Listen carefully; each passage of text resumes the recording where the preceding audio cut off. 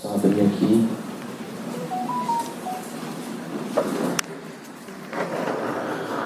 Sempre começo falando que é uma alegria estar aqui, porque é de verdade muito bom estar em casa com os meus irmãos. É muito bom sair, é muito bom fazer feito a gente fez ontem, a ministrar pelo Senhor, ir para fora, ir para a rua. Mas é tão bom estar em casa, é tão bom olhar e ver os rostos conhecidos dos meus irmãos, dos meus amigos. É uma alegria estar aqui mais uma vez com vocês hoje. Eu queria começar orando, né? Como a gente sempre faz, para apresentar mais uma vez diante do Senhor aquilo que vai ser falado, comunicado nessa noite, mas também para me acalmar, tá, irmãos? A gente sempre ora que é para eu acalmar aqui um pouquinho e continuar a palavra. Amém, Senhor. Nós mais uma vez nos apresentamos, Senhor, e como sempre oramos, Senhor. Nós te pedimos que o Teu Espírito Santo tenha total liberdade mais uma vez nessa noite, Senhor. Fala através de nós, Senhor. Faz o Teu agir, Senhor. Tens toda a liberdade, Senhor. Tudo aqui é Teu, Senhor. É por Ti que estamos aqui, Senhor. E estamos aqui para Te ouvir, Senhor. Tens toda e total liberdade da Tua ação nas nossas vidas, Senhor, no nome de Jesus, Pai. Amém. Meus irmãos, começar dizendo que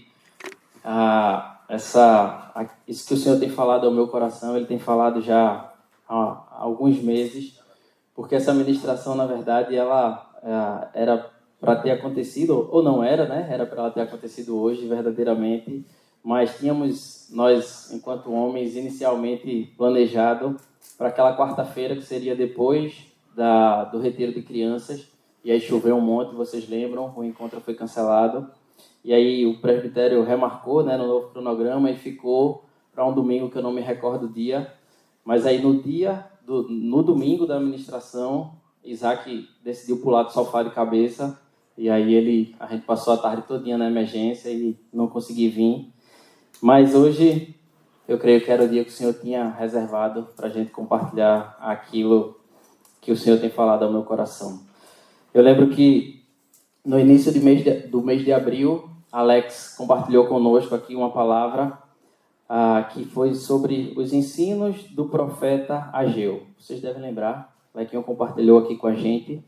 E durante essa ministração, aquilo que o Senhor foi ministrando através da vida de Alex, aquilo me impactou de um jeito diferente naquele domingo. E eu saí daqui sabendo que era necessário tomar algumas decisões, e eu saí daqui já desse local com algumas decisões tomadas que durante a ministração o Senhor foi falando aos nossos corações. Eu lembro que bem no finzinho da palavra, Alex fez algumas perguntas que me deixaram bem reflexivos. Eu tenho certeza que vocês também ficaram. Alex perguntou: qual a sua reação diante de uma ordem do Senhor? Você obedece de imediato ou você procrastina? Alex também perguntou: quantas vezes o Senhor tem falado com você? Quantas palavras, quantas repreensões e o que você tem feito? E aquilo ali mexeu comigo, né, profundamente. E aí, durante a ministração, o que foi falado foi que o primeiro ponto que foi abordado por Alex sobre as lições aprendidas com o profeta Ageu, ele falava sobre decidir e definir as prioridades. Decidir e definir as prioridades. E aí eu não me lembro, né, não me recordo se naquele momento da ministração já havia no meu coração ou se foi a partir dali que o Senhor começou a falar comigo sobre disciplina. Não a disciplina como correção do Senhor, não o castigo, mas a disciplina do fato de sermos pessoas disciplinadas, de fazer alguma coisa com disciplina, fazer alguma coisa com ordem. E a verdade, irmãos, é que disciplina e decisão são coisas que andam lado a lado, são coisas que estão intimamente ligadas. Disciplina e decisão. Quando eu penso em disciplina, imediatamente na minha mente vem um atleta. Alguém que passa a sua vida dedicada a um esporte. Você pode pensar em disciplina militar, você pode pensar em outro tipo de disciplina, mas eu sempre penso num atleta. A vida de um atleta de alto nível, ela espelha o máximo da disciplina. Por exemplo, a vida de um atleta de alto nível, né, um atleta profissional, digamos assim, percebe-se a disciplina em todas as áreas da sua vida. Como, por exemplo, vamos lá, vou citar algumas aqui. Repouso. O repouso de um atleta de alto nível é um repouso altamente regrado. Ele não dorme a hora que quer, ele não acorda a hora que quer. De domingo a domingo ele tem uma rotina que precisa cumprir de repouso para que o seu corpo descanse e ele possa obter o máximo nos seus treinos. Acordar e descansar de domingo a domingo durante todo o ano é algo que um atleta de alto nível ele faz de forma regrada. A alimentação de um atleta é uma coisa extremamente regrada. O que ele come, o intervalo de tempo que ele tem que fazer as refeições, as porções rigorosamente calculadas com os nutrientes que ele precisa se alimentar de domingo a domingo. Ele tem que manter a sua alimentação de forma regrada. A preparação física de um atleta é algo que todo mundo deve imaginar. Ele precisa treinar, ele precisa se exercitar, fazer a parte de aeróbio, cardiovascular, academia, manter o seu corpo sempre bem treinado. O treino técnico da modalidade que aquele atleta vai desenvolver, se é futebol, se é esgrima, vôlei, o que quer que seja, ele precisa treinar as habilidades específicas daquele esporte. De domingo a domingo, eu estou falando domingo a domingo, mas vocês entendem que é a constância, né? Obviamente que ele tem algum dia de descanso. A preparação de um atleta envolve fisioterapia, análise das competições, análise dos adversários. É uma vida inteira dedicada à excelência na atividade que ele desenvolve. Quando nós vemos um atleta, por exemplo, em Olimpíadas ou em alguma competição, ganhando um monte de medalhas, e aí vocês lembram de alguns atletas que dominaram as suas modalidades, pode ter certeza que, principalmente em esportes individuais, há muito trabalho e muita dedicação colocada ali. Há uma vida inteira de negação da sua própria vontade para alcançar a excelência. Lamartine está olhando para mim ali. É verdade ou não é, Lamartine? É uma rotina árdua, difícil, dolorosa, muitas vezes solitária, regrada, e eu vou dizer, algumas vezes deve ser triste, pelo tanto que se negam por aquela modalidade.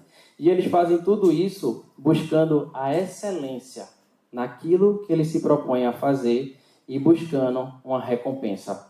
Essa recompensa, às vezes, é um prêmio, às vezes é uma medalha, alguns troféus, o reconhecimento do público e das pessoas em geral naquilo que eles fazem, mas eles colocam a sua vida toda buscando excelência para receber essa recompensa. Uma vez eu escutei uma frase de um atleta que ele dizia que a dor é passageira, mas a glória é eterna. Dado a vontade, o impulso, eles superam até mesmo a dor, porque eles pensam que a glória, e aí no caso deles são as premiações, os títulos, isso é eterna. Dado o tanto que se empenham naquilo que fazem. E aí, pensando nessa rotina e nessa disciplina que os atletas precisam ter para conseguir aquilo que almejam, eu fiquei pensando na nossa vida com Cristo. Como é a nossa vida com Cristo e o que a Bíblia traz de analogia sobre a vida de um atleta e a nossa vida com Cristo. E aí você facilmente vai se lembrar de alguns textos que remetem à vida de um atleta que você encontra na Bíblia. A Bíblia tem alguns textos bem explícitos sobre atletas como um pano de fundo para aquilo que o Senhor queria nos ensinar. O primeiro texto está lá em Hebreus 12, o primeiro que eu trouxe, né? Não o primeiro que aparece, mas o primeiro que eu trouxe está em Hebreus 12, logo no versículo 1, diz assim, o autor de Hebreus diz: portanto, também nós, visto que temos a rodear-nos tão grande nuvem de testemunhas, desembaraçando-nos de todo o peso e do pecado que tenazmente nos assedia, corramos com perseverança a carreira que nos está proposta. Texto muito conhecido nosso, que a gente já leu várias vezes, mas você pode nunca ter percebido que no finalzinho ali ele fala, corramos, né? Do verbo, obviamente, correr, com perseverança a carreira que nos está proposta.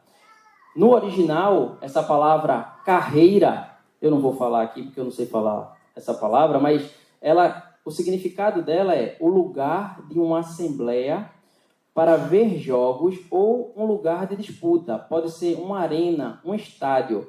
É o lugar onde os gregos se reuniam para celebrar os jogos solenes. Então, o autor de Hebreus aqui, ele usa uma palavra que remete a um estádio, a uma arena, a um local onde acontecem os jogos, para dizer, para enfatizar que nós devemos correr com perseverança essa carreira que nos está proposta, utilizando uma metáfora de um atleta. 2 Timóteo 2,5, Paulo escrevendo ao seu discípulo, ao seu filho, ele fala: igualmente, o atleta não é coroado se não lutar segundo as normas. Fala também ali, remete à posição de um atleta que para alcançar a coroa, o seu prêmio, o seu título, ele precisa lutar segundo as normas que estão propostas. 1 Coríntios 9, do versículo 24 a 27, Paulo escrevendo, ele fala assim: não sabeis vós que os que correm no estádio, todos na verdade correm, mas um só leva o prêmio? Correi de tal maneira que o alcanceis. Daqui a pouco a gente volta para esse versículo específico. No 25 ele diz: todo atleta em tudo se domina. Eu estou usando a ARA, tá, gente? A versão. Mas na versão ACF, né, Almeida Corrigida e Fiel, ele diz assim: de tudo se abstém aqueles, ou seja, os atletas, para alcançar uma coroa corruptível, uma coroa que se acaba, que pode ser corrompida. Nós, porém, a incorruptível. Esse se domina, se abstém, no original é uma palavra enorme, deve ter umas 15 letras. O contexto, essa palavra é utilizada no contexto de atletas que se preparam para uma competição e eles se abstinham de tudo que poderia interferir no desempenho deles. Eles se abstinham de alimentos que não eram saudáveis, eles se abstinham de vinho e eles se abstinham de relações íntimas, buscando um melhor desempenho.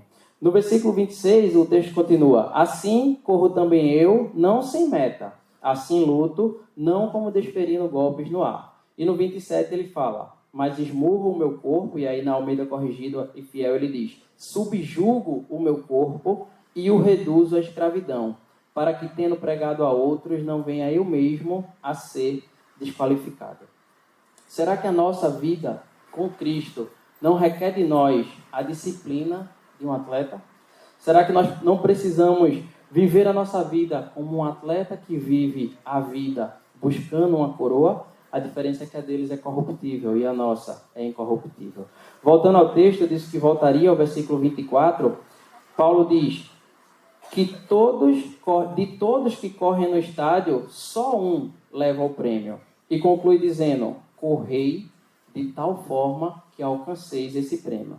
Ora, o que é que Paulo está dizendo ali? É que se de todos que correm, só um leva o prêmio e nós devemos correr da forma como aquele que corre, né, para ganhar o prêmio, Paulo está dizendo: deem tudo de si, deem o seu melhor. Diferentemente da competição, que só um, na verdade, leva o prêmio, na nossa vida com Cristo, não apenas um, né, estará, não é só um que vai levar o prêmio, mas a forma como nós devemos encarar a nossa vida é semelhante àquela do atleta que vai levar o prêmio. Ou seja, dar tudo de si, se entregar, dar o teu melhor, subjugar o seu corpo, se abster daquilo que não vai provocar a excelência na nossa vida com Cristo. É preciso ter a disciplina de um atleta na nossa vida com Cristo.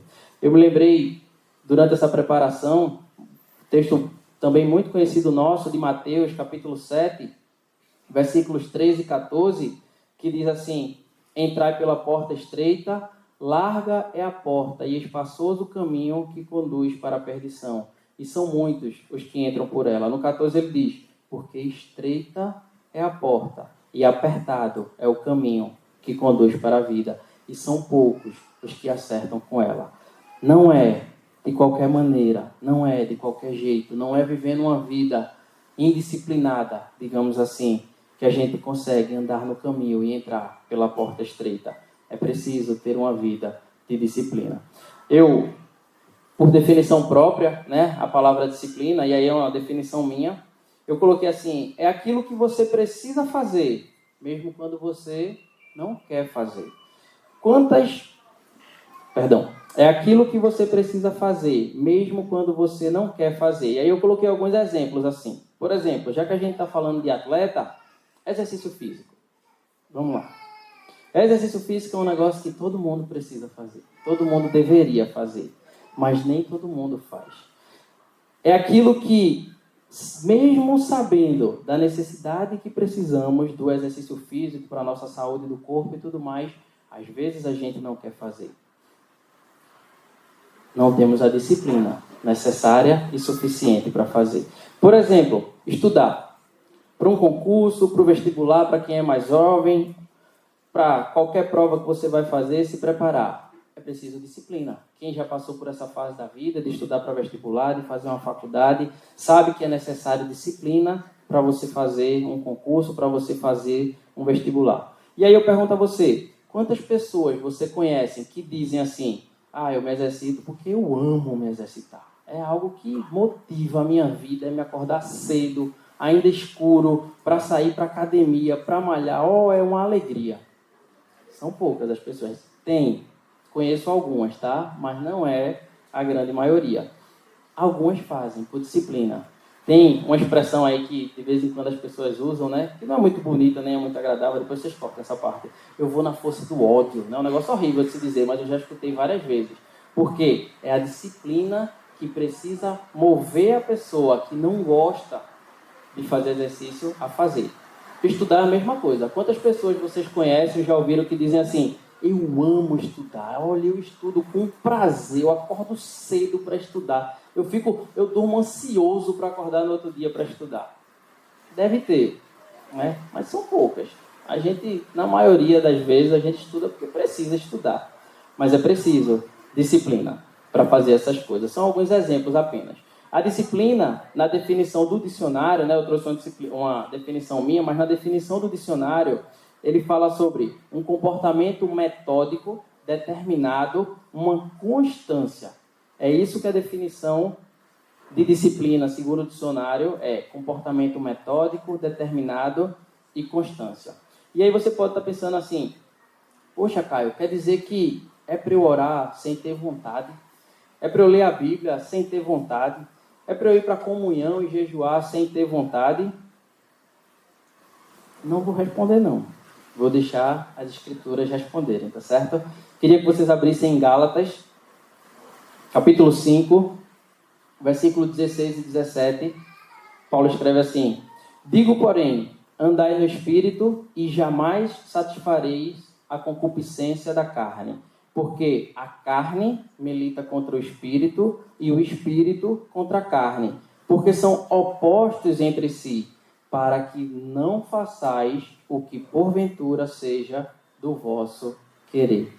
Carne e Espírito, duelando todos os dias, em todo o tempo. O Espírito apontando para Deus, a carne apontando para as nossas vontades. Em Romanos, Paulo escreve no capítulo 7, um pouquinho maior o texto de 14 a 20, aquele texto também bem conhecido nosso, que diz assim, porque bem sabemos que a lei é espiritual, eu, todavia, sou carnal, vendido, veja que palavras, irmãos, vendido à escravidão do pecado. Porque nem mesmo compreendo o meu próprio modo de agir, pois não faço o que prefiro e sim o que detesto. Ora, se faço o que não quero, consinto com a lei, que é boa. Neste caso, quem faz isto já não sou eu, mas o pecado que habita em mim. Porque eu sei que em mim, isto é, na minha carne, não habita bem nenhum. Pois o querer o bem está em mim, não porém o efetuá-lo. Porque não faço o bem que prefiro, mas o mal que não quero, esse eu faço. Versículo 19, a gente parar. Ou seja, é preciso disciplina para manter uma vida de constância na presença do Senhor. É preciso forçar algumas vezes o nosso corpo, nos obrigarmos, nos disciplinarmos de forma perseverante, contínua, metódica, a fazermos aquilo que nos aproxima do Senhor. Há uma frase que é comumente associada a Hudson Taylor. Foi um missionário inglês na China que nasceu ali nos anos de 1800 e um pouquinho e morreu na virada dos anos 1900. E essa frase que é atribuída a ele, né, a Hudson Taylor, ele dizia assim, durante mais de 40 anos, irmãos, 40 anos, não estou falando 40 dias não, 40 anos, eu ainda nem cheguei lá nisso de vida. Durante mais de 40 anos, o sol nunca se levantou na China sem encontrar Hudson Taylor de joelhos em oração. Imaginem o que é, durante 40 anos, você dizer, ou você afirmar, ou você tem uma prática de vida, de você saber que o sol não nasceu durante mais de 40 anos sem que encontrasse um servo do Senhor de joelhos no chão em oração. O nome disso, meus irmãos, é disciplina. O nome disso, meus irmãos, é amar o Senhor acima de todas as coisas. A disciplina precisa nos levar a um lugar onde a nossa carne não quer estar. O que a gente quer? Conforto. O que a gente quer? Prazer. O que a gente quer é entretenimento. A gente não quer abrir mão daquilo que a nossa carne quer para buscar aquilo que o Espírito precisa e aquilo que nos aproxima do Senhor. Paulo, falando sobre si mesmo, ele diz assim, lá em Filipenses, capítulo 3, versículos de 5 a 8. Paulo está dando o seu histórico ali, currículo vitae de Paulo ali. Circuncidado ao 8º dia, da linhagem de Israel, da tribo de Benjamim, hebreu de hebreus, quanto à lei fariseu, quanto ao zelo perseguidor da igreja, quanto à justiça que há na lei, irrepreensível. Mas ele diz no versículo 7, mas o que para mim era lucro, isto considerei perda por causa de Cristo.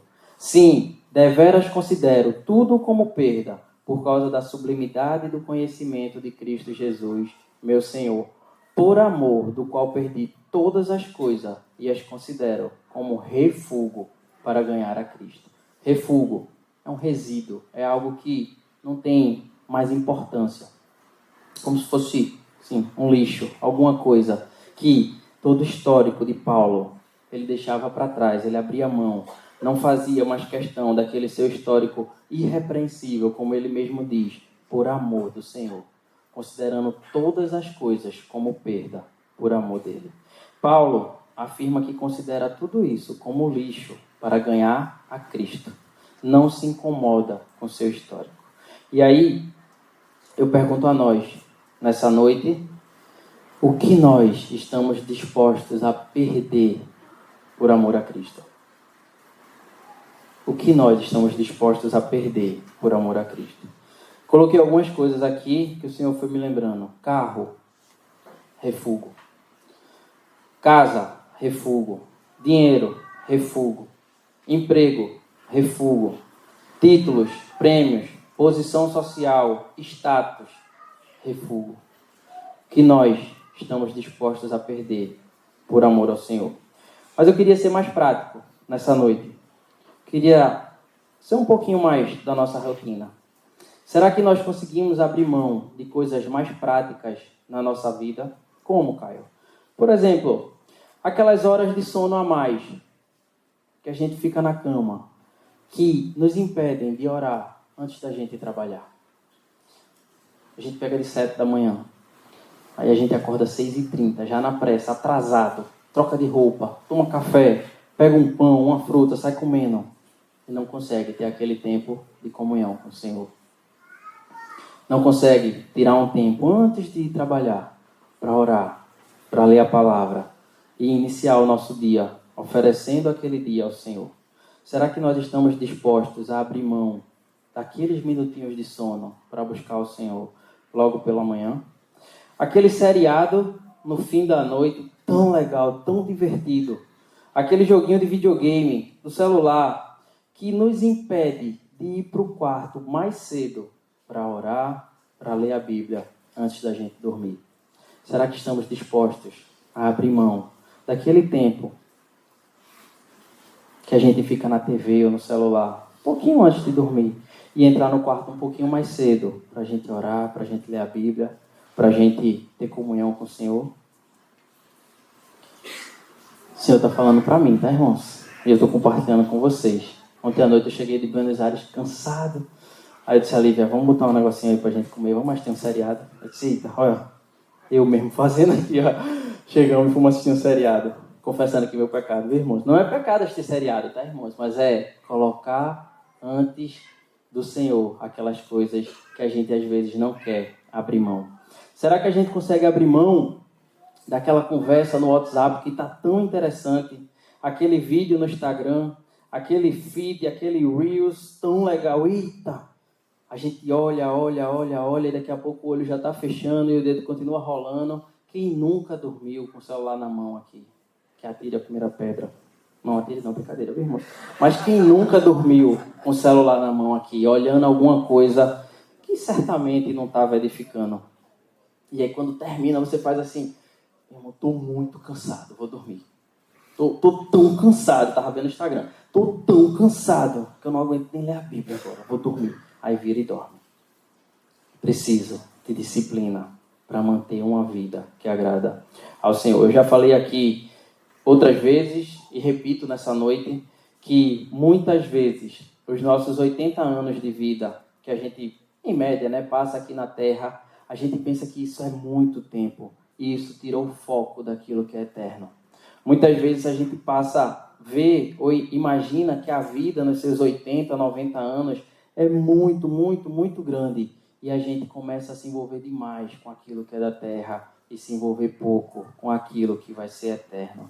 Muito facilmente o nosso coração se envolve com as coisas dessa vida e perde o foco no que é eterno. 1 Timóteo, capítulo 6, versículos 7 e 8. Paulo diz assim: porque nada temos trazido para o mundo, nem coisa alguma podemos levar dele. Tendo sustento e com que nos vestir, estejamos contentes. Estamos prontos para abrir mão daquelas horas que a gente fica no computador trabalhando até tarde, pensando em juntar algo a mais nessa vida, pensando em ganhar um dinheirinho a mais nessa vida, pensando em comprar alguma coisa, aquela hora extra, aquele final de semana. Nada trouxemos para o mundo e nada vamos levar dele. 2 Coríntios, capítulo 4, versículos 17 e 18. Diz assim: porque a nossa leve e momentânea tribulação produz para nós eterno peso de glória, acima de toda comparação. E no 18 ele diz: não atentando nós nas coisas que se veem, mas nas que não se veem. Porque as que se veem são temporais, mas as que não se veem, essas são eternas. E é nessa que os nossos olhos deveriam estar focados. Ainda em 2 Coríntios, no capítulo 5, versículo 14 e 15, diz assim: pois o amor de Cristo nos constrange, julgando nós isto. Um morreu por todos, logo todos morreram. E ele morreu por todos. E continua: para que os que vivem não vivam mais para si mesmos, mas para aquele que por eles morreu e ressuscitou. Por quem temos vivido e gastado os nossos dias. Coloquei aqui, e eu vou dar uma acelerada, tá, irmão? Senão a gente vai sair daqui tarde. Você já deve ter assistido um filme de Agente Secreto. Todo mundo já deve ter assistido. Qualquer desses filmes que o agente se infiltra e assume outra personalidade e vai resolver uma missão. Mas nos filmes você vê que, geralmente, a orientação é para que aquele agente não se envolva naquela missão que ele está fazendo com aquilo que ele está fingindo ser. Geralmente ele tem uma orientação de entrar, fazer o serviço e ir embora. E não se envolver com aquelas situações. E quando ele se envolve, geralmente no próprio filme dá ruim. Acontece alguma coisa que foge do plano dele. E nós, irmãos, não somos agentes secretos. De secreto nós não devemos ter nada. Mas estamos aqui com uma missão. Do mesmo jeito que aquele ator daquele filme interpreta, nós estamos aqui por um período de tempo que logo acabará.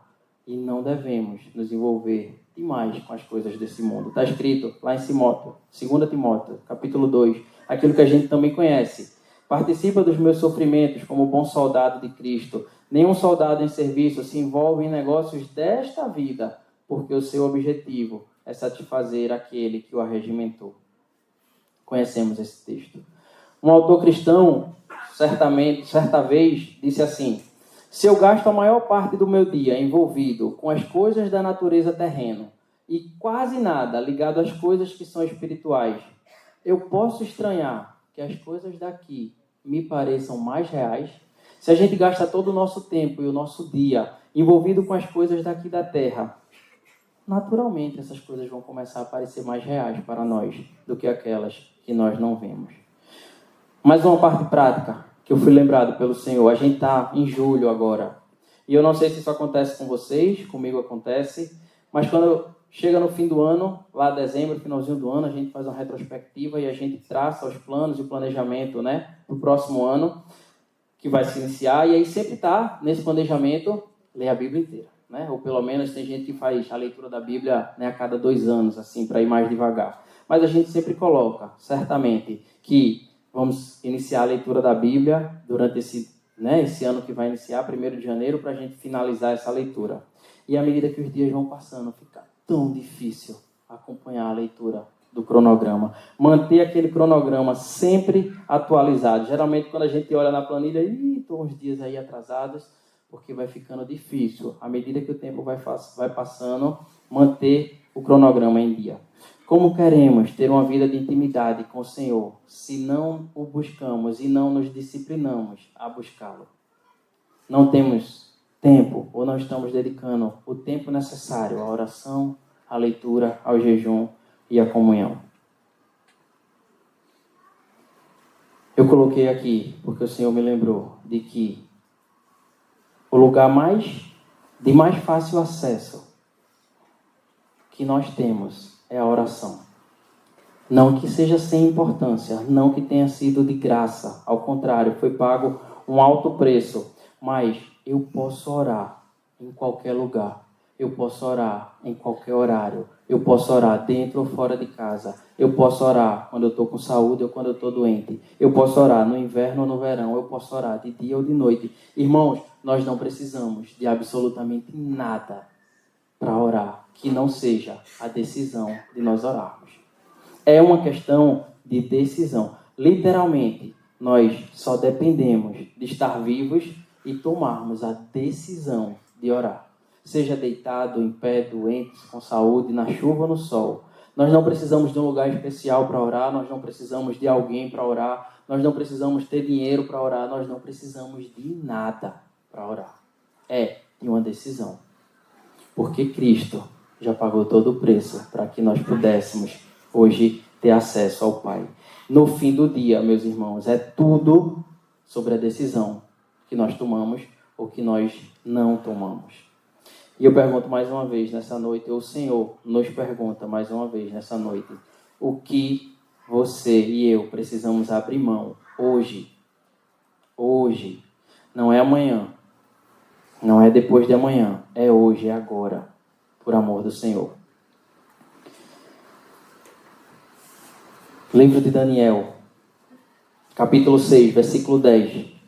Diz assim: Daniel, pois, quando soube que a escritura estava assinada, entrou em sua casa, em cima, no seu quarto, onde havia janelas abertas para todo Jerusalém, 3 vezes por dia se punha de joelhos e orava, e dava graça diante do seu Deus. E aí eu frisei o finalzinho.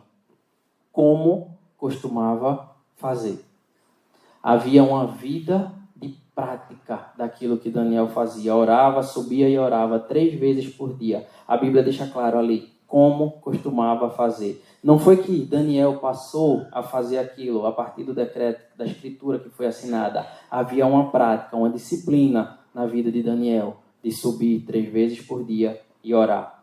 O livro de Jó, no capítulo 1, versículos de 1 a 5, eu vou ler só 1 e o 2, depois a gente pula, ele diz assim: Havia um homem na terra de Uz, cujo nome era Jó, homem íntegro e reto, temente a Deus, que se desviava do mal. Versículo 2 diz: Nasceram-lhe 7 filhos e 3 filhas, pulando para o 5. Decorrido o turno de dias de seus banquetes, chamava Jó seus filhos e os santificava. Levantava-se de madrugada e oferecia holocaustos segundo o número de todos eles, pois dizia: talvez tenham pecado os meus filhos e blasfemado contra Deus em seu coração. E termina dizendo: assim fazia Jó continuamente. Disciplina. Jó fazia isso continuamente. Havia uma prática na vida de Jó de fazer isso. O que é que a gente pode falar de Noé? Noé trabalhou duro por anos, talvez décadas, construindo um barco sem que tivesse uma nuvem do céu. Disciplinado a cumprir o que o Senhor lhe ordenara. A Bíblia não deixa claro quantos anos durou a construção da arca, mas não é difícil imaginar que um navio, uma arca, que tinha 135 metros de comprimento, 22 metros de largura, 13 metros de altura. Deve ter dado um trabalhão para fazer. Disciplina. Obedecendo à voz do Senhor. Moisés caminhou durante cerca de 40 anos no deserto. Disciplina. Quantos e quantos personagens bíblicos nos mostram a necessária disciplina para andar com o Senhor? A obediência faz a gente iniciar e a disciplina faz a gente permanecer, faz a gente continuar buscando ao Senhor. Eu não quero criar doutrinas, meus irmãos, longe de mim, eu já estou me encaminhando para o fim. Mas, às vezes, eu me pergunto será que o texto bíblico, aquilo que está escrito lá nas Escrituras, a gente não deveria viver literalmente aquilo que a gente lê? Lógico que a gente sabe que há muitas parábolas que ficam como exemplo, que foram escritas, mas será que a gente não deveria ser mais literal naquilo que a gente lê? O Salmo 1, texto tão conhecido nós, eu sou capaz de dizer que metade, ou talvez a maioria daqui tenha decorado, saiba recitar o Salmo 1 quase todo. Diz que bem-aventurado o homem que não anda segundo o conselho dos ímpios, nem se detém no caminho dos pecadores, nem se assenta na roda dos escarnecedores. Antes, o seu prazer está na lei do Senhor. E ele completa dizendo que medita de dia e de noite na sua lei. Claro que a gente pode entender que é um movimento contínuo ao longo de todo o dia, mas talvez se a gente for literal, seja de dia, ele queira dizer de dia mesmo, de manhã. E de noite ele queira dizer de noite mesmo, quando anoitece. Por que não? Deuteronômio capítulo 6, versículo 6, está escrito: estas palavras que hoje te ordeno estarão no teu coração, tu as inculcarás a teus filhos, delas falarás assentado em tua casa, andando pelo caminho, ao deitar-se e ao levantar-se. Se a gente for literal, ao deitar-se e ao levantar-se. É o literal, é a leitura que está escrito. Também as atarás como sinal na tua mão e te serão por frontal entre os olhos, e tu as escreverás nos umbrais da tua casa e nas tuas portas. Será que a gente deveria ser mais literal naquilo que está escrito? 1 Tessalonicenses, capítulo 5, versículo 17, todo mundo conhece. Orai sem cessar. Orai sem cessar. Salmo, capítulo 5, versículo 3, está escrito lá: pela manhã ouvirás a minha voz, ó Senhor. Pela manhã ouvirás a minha voz, ó Senhor. E continua: pela manhã apresentarei a ti a minha oração e vigiarei. Salmo, capítulo 55, versículo 17, diz assim: de tarde e de manhã e ao meio-dia orarei e clamarei, e ele ouvirá a minha voz. O que é que nos impede de sermos literais naquilo que o Senhor deixou escrito para nós? Será que a gente não consegue acordar um pouquinho antes e dormir um pouquinho mais cedo para a gente ter esse tempo de comunhão com o Senhor? Eu lembro que Alex ministrou recentemente aqui e ele falou exatamente isso. A preciosidade de apresentar o nosso dia ao Senhor antes de sair de casa. Ao acordar, ter esse tempo com o Senhor, de oração, de leitura. Não estou dizendo que é regra, meus irmãos, entendam, pelo amor de Deus. Não estou querendo fazer doutrina nem nada, mas que preciosidade acordar um pouquinho mais cedo e apresentar o nosso dia ao Senhor. Entregar a Ele tudo aquilo que a gente vai fazer no decorrer do dia. Iniciar o dia com louvor, com cântico, com oração, com leitura. Abençoar a nossa casa, levantar mãos santas, como diz a própria palavra. O que nos impede de fazermos isso? O que nos impede de orarmos? Feito a gente comentou há pouco. Absolutamente nada. Não tem pré-requisito para orar. É decisão do nosso coração. Para finalizar, eu chamo o Jó aqui. Há algo bem interessante que eu queria... Estou no final mesmo, irmãos, último parágrafo. Nós precisamos de um momento para fazer as nossas decisões. Há um momento específico em que essas decisões precisam ser tomadas. Há algo muito interessante sobre isso. O nosso cérebro, o nosso sistema nervoso, falando de energia, e aí a gente sabe que todos nós precisamos de energia, o nosso corpo precisa de energia para sobreviver, para fazer as ações e tudo mais. O nosso cérebro, ele é energeticamente muito caro para o nosso organismo. O nosso cérebro, ele gasta muita energia, certo? E aí, quando a gente toma uma decisão, quando a gente decide, quando a gente opta, escolhe fazer algo, se a gente não escolhe naquele momento, se a gente procrastina essa decisão, se a gente adia essa decisão, o nosso cérebro ele começa a repensar aquilo que a gente decidiu inicialmente. Por quê? Ele começa a dizer, você tomou uma decisão de que vou começar uma dieta. A primeira coisa que a gente faz é, segunda eu começo. Na segunda ninguém começa a dieta. Por quê? Porque o nosso cérebro começa a repensar aquela decisão que a gente tomou na sexta, na quinta, no sábado, e ele vê que aquilo ali vai dar muito trabalho para ser feito. É energeticamente muito custoso, você vai ter que abrir mão de um monte de comida gostosa, da sobremesa, daquilo outro, e aí ele começa a repensar e na segunda-feira ninguém começa a dieta. Você diz, vou começar a me exercitar na segunda-feira, ninguém começa. É preciso que a gente entenda que o momento da decisão é agora. É quando o Senhor fala ao nosso coração. É preciso decidir e tomar essa decisão quando o Senhor fala conosco. Não endureçais os vossos corações. O que nós precisamos abrir mão hoje para agradar o coração do Senhor. Lembre-se, o coração do homem é enganoso.